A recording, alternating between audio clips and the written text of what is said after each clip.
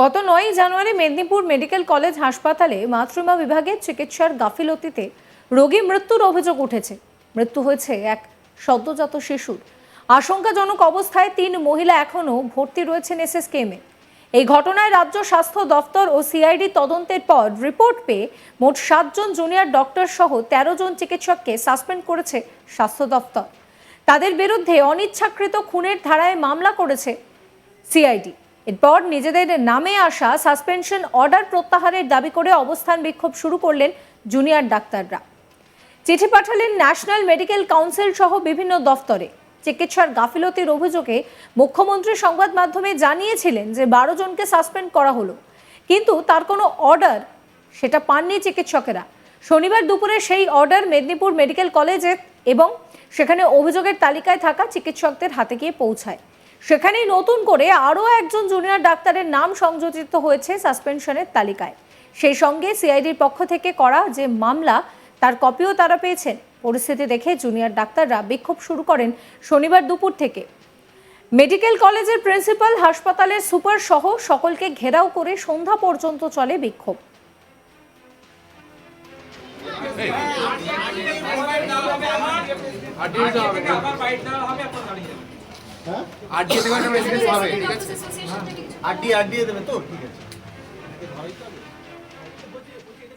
তবে এদিন মেদিনীপুর মেডিকেল কলেজের পক্ষ থেকে বিভাগীয় বিভিন্ন দফতরে সাসপেনশন প্রত্যাহারের অনুরোধ জানিয়ে ছাত্রদের পক্ষ থেকে চিঠি পাঠানো হয়েছে মেডিকেল কলেজের প্রিন্সিপাল এবং আধিকারিকরা তারা চিঠি পাঠিয়েছেন।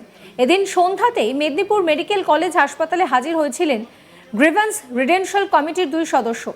তারা প্রিন্সিপাল এবং হাসপাতালের সুপারের সঙ্গে বৈঠক করেন। বৈঠকের পর সংবাদ মাধ্যমের সামনে ওই কমিটির সদস্য সৌরভ দত্ত বলেন যে আমরা প্রিন্সিপাল সহ আধিকারিকদের জানিয়েছি এই কাণ্ডে ছাত্রছাত্রীদের ওপর যাতে কোনোভাবে আঁচ না লাগে, এই জন্য সব জায়গায় আমরা সুপারিশ করার চেষ্টা করব। সৌরভ দত্ত কি বলছেন শোনাবো। আজ আমাদের সহযোদ্ধা তথা কোপিজিটিদের বিরুদ্ধে যে সাসপেনশন অর্ডার এসেছে তা অত্যন্ত নিন্দনীয় ও লজ্জাজনক। আমরা পিজিটিরা ইউনিভার্সিটি তথা ইনস্টিটিউশনের আন্ডারে কাজ করি, সেখানে প্রপারলি এনএমসির নর্ম মেনে সিনিয়র ডক্টরদের তত্ত্বাবধানে সব কাজ করা সত্ত্বেও কেন পিজিটিদের এগেইনস্টে সাসপেনশন অর্ডার আসতে পারে কোনো রকম প্রপার প্রি প্রসিডিংস ছাড়া এবং কোনো রকম তদন্ত ছাড়া এবং গিলটি প্রুফ না হওয়া সত্ত্বেও? শুধু সাসপেনশন নয়, সংবাদ মাধ্যমে এফআইআর, কালপেবল হোমিসাইড এসব চার্জেও নথিভুক্ত করার কথা বলা হয়েছে। সেকশন আইপিসি 149 অনুযায়ী যে ভিকারিয়াস লায়াবিলিটির কথা আমরা জানি, তাতে কোনোভাবেই পিজিটি ট্রেনি ডক্টরসদের এভাবে বিরুদ্ধাচরণ করা যায় না। শুধু তাই নয়, সমস্ত সিনিয়র ডাক্তার এবং জনসাধারণ জানেন যে পেরিফেরি মেডিকেল কলেজগুলোয় কিভাবে পিজিটিসরা 24/7 পড়ে থেকে পরিষেবা দেয়। তৎসত্ত্বেও তাদের এভাবে সংবাদ মাধ্যমে যেভাবে ডিফেমেশন করা হচ্ছে, তাতে তাদের মানসিক স্বাস্থ্য ঠিক কতটা বিঘ্ন হতে পারে সে সম্বন্ধে সম্যক ধারণা আশা করি আমাদের সকলেরই আছে। আমরা এই বিরুদ্ধাচরণ করতে লিগাল ব্যাটেলে নামছি এবং NMC, DME, DHS, grievance cell এই সমস্ত জায়গায় মেইল করেছি। আমাদের যে ভিকটিম 7 ডক্টরসদের কথা আপনারা জানেন, এতদিন আমরা সংবাদ মাধ্যমে 6 জন ডাক্তারের কথা জানতাম এবং আজকে উইদাউট এনি প্রায়ার ইনফরমেশন আরেকজনকেও সেই একই নোটিশ ধরানো হয়েছে। এই 7 ডক্টরস তারা প্রত্যেকে এবং আমরা বাকি সকলে মিলে মেইল করেছি এবং আমাদের কলেজ থেকে অ্যাসিওর করা হয়েছে যে ইনস্টিটিউশন থেকেও তাদের পক্ষ থেকে লেটার লিখে সেই সমস্ত লেটার ফরওয়ার্ড করা হচ্ছে এবং এই লেটারগুলোতে আমরা দেখতে পাচ্ছি এবং যে সাসপেনশন অর্ডার এসেছে তাতে আমরা দেখেছি যে 16 তারিখ এই লেটারগুলো সই করা হয়েছিল এবং এই লেটারগুলো আজ দুপুরে ফরওয়ার্ড করা হয়েছে।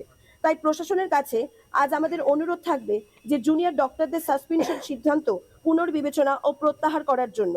এর প্রতিবাদে আমরা সমস্ত জুনিয়র ডক্টরসরা অবস্থান বিক্ষোভ জারি রেখেছি এবং প্রয়োজনে আমরা আরো বৃহত্তর প্রতিবাদের দিকে এগিয়ে যাওয়ার সিদ্ধান্ত নিয়েছি। বাকি সমস্ত কলেজের আরডিএ এবং সিনিয়র ডক্টরদের আমরা আমাদের পাশে থাকার জন্য অনুরোধ জানাচ্ছি। তার মানে আপনাদের জুনিয়র ডক্টর 7 জনকে সাসপেন্ড করা হয়েছে? হ্যাঁ। বলছি, তারা কি আজকে কোনো কাজে যোগ দিয়েছেন নাকি তারা কাজ করছেন না? অ্যাকর্ডিং টু দ্য ডকুমেন্টস তারা তো সাসপেন্ডেড থাকলে তারা তো কোনো রকম কাজে যোগ দিতে পারেন না। বলে তারা আজকে থেকে আর আমরা এখন অবস্থান বিক্ষোভের দিকে আছি যেহেতু, তাই আমরা তাদের প্রতিবাদে আমরাও কাজ জারি রাখি। তার মানে আপনারা কর্মবিরতি জারি রাখছেন? আমরা কর্মবিরতি জারি রাখছি। আংশিক না হচ্ছে সম্পূর্ণ কর্মবিরতি? আমরা সমস্ত আমাদের কলেজের সমস্ত জুনিয়র ডক্টরসরা মিলেই এটা জারি রাখার চেষ্টা রাখছিও এবং ভবিষ্যতে আরো বৃহত্তর আন্দোলনের দিকে যাওয়ার কথা ভাবছি। আজ বিক্ষোভকারী এই ডাক্তার তিনি পরিষ্কার জানাচ্ছেন যে তারা কর্মবিরতির পথেই হাঁটবেন যতক্ষণ না এই সাসপেনশন প্রত্যাহার করা হচ্ছে। আপনাদেরকে এবার শোনাবো যে সৌরভ দত্ত তিনি কি বলছেন।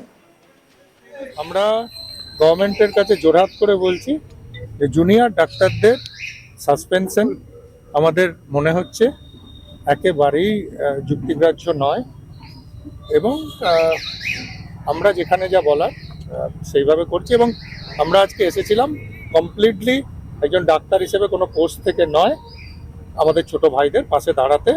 ওদের খারাপ টাইম, আমার মনে হয় যে ওদের সাসপেনশন অর্ডার নিয়ে গভর্নমেন্টের ইমিডিয়েটলি রিভোক করার প্রয়োজন রয়েছে। এই নিয়ে আমার কলিগ শাহজাহান আলীর একটি রিপোর্ট দেখাবো আপনাদের। মেদিনীপুর মেডিকেল কলেজ হাসপাতাল চত্বর উত্তেজনাপূর্ণ পরিস্থিতিতে কাটলো। বিশেষ করে এই সাসপেন্ড করার যে প্রশাসনিক তালিকা এবং সিআইডির পক্ষ থেকে এফআইআর করা যে কপি তা পৌঁছলো চিকিৎসক তথা জুনিয়র চিকিৎসক সকলের হাতে, এবং তার সাথে সংযোজিত হয়েছে নতুন করে আরও এক পিজিটি স্টুডেন্টের নাম। ফলে যে 12 জন সাসপেন্ড করার কথা বলা হয়েছিল তাতে 13 জন হলো। তদন্তের পর সিআইডি সেই নাম দেওয়ার পরে নতুন করে 13 জনকে সাসপেন্ডের কথা বলা হয়েছে, এবং এই তালিকা জুনিয়র ডাক্তারদের হাতে পৌঁছতেই উত্তেজনা তৈরি হয় মেদিনীপুর মেডিকেল কলেজে। তারা সুপার সহ মেডিকেল কলেজের প্রিন্সিপাল সকলকে ঘেরাও করে দাবি করেছেন অবিলম্বে তাদের এই সাসপেনশন প্রত্যাহার করার জন্য, বিবেচনা করার জন্য প্রয়োজনীয় পদক্ষেপ নেওয়া হোক। এবং তারপরেই মেডিকেল কলেজের পক্ষ থেকে প্রিন্সিপাল ও হাসপাতালের আধিকারিকরা লেটার লিখলেন বা চিঠি পাঠালেন বিভিন্ন বিভাগীয় দপ্তরে এই সাসপেনশন প্রত্যাহার করার জন্য বা বিবেচনা করার অনুরোধ জানিয়ে। তবে এদিন জাতীয় মহিলা কমিশনের সদস্য ডক্টর অর্চনা মজুমদার হাজির হলেন মেদিনীপুর হাসপাতালে। মেডিকেল কলেজে সেখানে বৈঠক করলেন জেলার মুখ্য স্বাস্থ্য আধিকারিক ডাক্তার সৌম্যশঙ্কর সারেঙ্গি এবং হাসপাতালের নতুন সুপার ইন্দ্রনীল সেন, মেডিকেল কলেজের প্রিন্সিপাল মৌসুমী নন্দী সহ।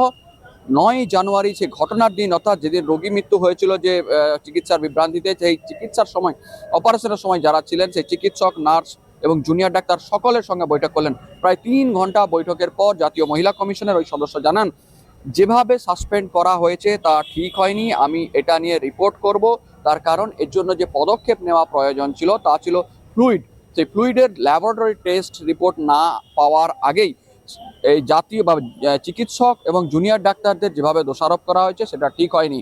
এজন্য আমি রিপোর্ট তৈরি করেছি এবং সেই রিপোর্ট আমি যেখানে জমা দেওয়ার তা দেব, এবং তার সঙ্গে একই সঙ্গে তাকে এই তদন্তে বা বিভিন্ন তথ্য সংগ্রহে সহযোগিতা করা হয়নি বলেও তিনি পরোক্ষে এদিন স্বীকার বা জানালেন, অভিযোগ করলেন, এবং তারপরে তিনি রওনা দেন এই কাণ্ডে মৃত মামনি রুইদাসের পরিবারের সঙ্গে দেখা করার জন্য। এরপরেই এদিন গ্রিভেন্স রেড্রিসিয়াল সেলের পক্ষ থেকে একটি টিম এসে হাজির হয় মেদিনীপুর মেডিকেল কলেজে। তারা হাসপাতালের সুপার এবং একই সঙ্গে মেডিকেল কলেজের প্রিন্সিপাল তাদের সঙ্গে বৈঠক করেন, ছাত্রছাত্রীদের সঙ্গেও কথা বলেছেন। তাদের পক্ষ থেকে জানানো হয়েছে এই ছাত্রদের উপরে যাতে এই ধরনের খাড়া না নেমে আসে তার জন্য পদক্ষেপ নেওয়া হবে। ছাত্রদের ভবিষ্যতের কথা ভেবেই প্রয়োজনীয় পুনর্বিবেচনার জন্য তারাও পদক্ষেপ নিচ্ছেন। এবং এদিকে মেডিকেল কলেজের এই জুনিয়র ডাক্তাররা রীতিমতো ক্ষুব্ধ ছিলেন। তারা দিনভর মেডিকেল কলেজের প্রিন্সিপাল, সুপার সকলকে ঘেরাও করে বিক্ষোভ দেখিয়েছেন। তারা পুনর্বিবেচনার জন্য চিঠি পাঠালেন প্রিন্সিপালের মাধ্যমে বিভিন্ন জায়গাতে, এবং দিনের শেষে সাংবাদিক সম্মেলন করে তারা জানিয়ে দিলেন তারা আন্দোলনে আছেন আংশিকভাবে হলেও, এবং তারা এর প্রতিবাদ করবেন যতক্ষণ না এই সাসপেনশন প্রত্যাহার হচ্ছে। তবে এই কাণ্ডে তারা যে পূর্ণ কর্মবিরতির ডাক দিয়েছিলেন তা কিন্তু ফলপ্রসূ হয়নি। বিশেষ করে সিনিয়র চিকিৎসকরা সর্বত্র সমস্ত বিভাগে উপস্থিত থেকে চিকিৎসা পরিষেবা স্বাভাবিক রাখার চেষ্টা করেছে। ফলে জুনিয়র ডাক্তারদের আন্দোলন বা কর্মবিরতি যাই ঘটুক না কেন তার কোনো প্রভাব কিন্তু এখনো নেই মেদিনীপুর হাসপাতালে। সাবস্ক্রাইব করবেন আজ তাক বাংলার ইউটিউব চ্যানেলকে, ফলো করতে ভুলবেন না হোয়াটসঅ্যাপ চ্যানেলও।